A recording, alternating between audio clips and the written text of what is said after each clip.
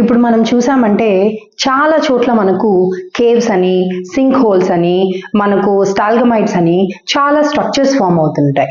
అసలు ఎందుకు అలాంటి స్ట్రక్చర్ ఫామ్ అవుతున్నాయి అనే ఒక డౌట్, ఒక క్వశ్చన్ కానీ మనం వేసుకున్నామంటే దానికి ఆన్సర్ వచ్చి మన జాగ్రఫీలో ఉందండి.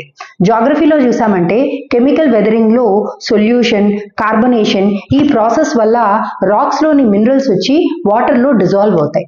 ఎప్పుడైతే మినరల్స్ వచ్చి వాటర్ లో డిజాల్వ్ అవుతాయో ఆ రిజల్టెంట్ ఏదైతే ప్రోడక్ట్ ఉంటుందో దాన్ని మనం సొల్యూషన్ అంటాం.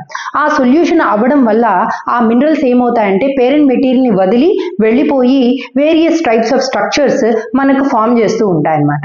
ఇది కాకుండా అట్మాస్ఫిరిక్ కార్బన్ డైఆక్సైడ్ ఏదైతే ఉంటుందో అది రెయిన్ వాటర్ తో రియాక్ట్ అవుతుంది. రెయిన్ వాటర్ తో రియాక్ట్ అయిన తర్వాత కార్బోనిక్ యాసిడ్ ఫామ్ చేస్తుంది. Carbonic acid is a very weak acid. ఆ వీక్ యాసిడ్ వల్ల ఏమవుతుంది, రాక్స్ లోని మినరల్స్ వచ్చి ఆ కార్బోనిక్ యాసిడ్ లో డిజాల్వ్ అయిపోయి అలా వెళ్ళిపోతూ రెయిన్ వాటర్ లో కరిగి వెళ్ళిపోతూ ఉంటాయన్నమాట. ఈ ప్రాసెస్ ని మనం కార్బనేషన్ అంటాము.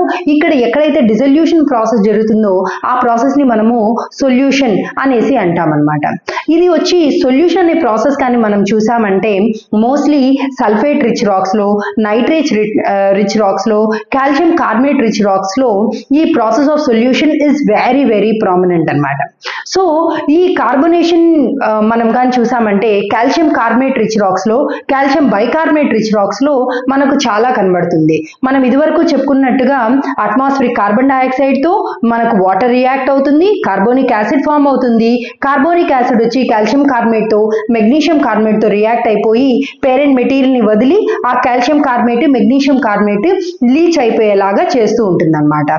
So this process is about chemical weathering. ఇక్కడ మనకు సొల్యూషన్ చూడొచ్చు, ఎక్కడైతే మినరల్స్ డిజాల్వ్ అవుతాయో ఆ ప్రాసెస్ వరకు మనం సొల్యూషన్ చూడొచ్చు.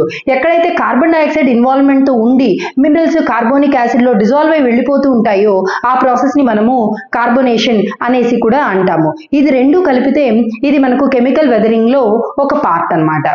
Thank you.